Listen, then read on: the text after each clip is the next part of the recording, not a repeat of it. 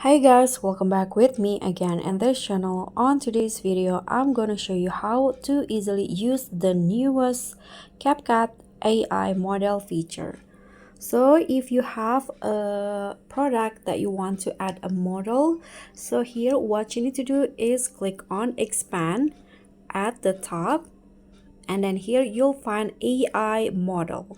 Click on that, and the next step that you need to do is choose the model that you want to add to your products. For example, I want to use this model. Click on the check icon and then add the products. If you haven't added to CapCut, you can just click on the plus icon, but if you already add the product, you can just choose the product.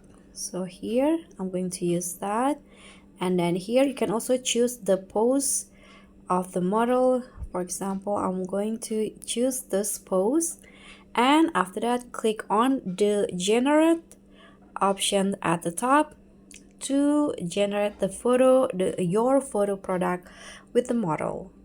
Just wait until it's done. Okay, now it's generating.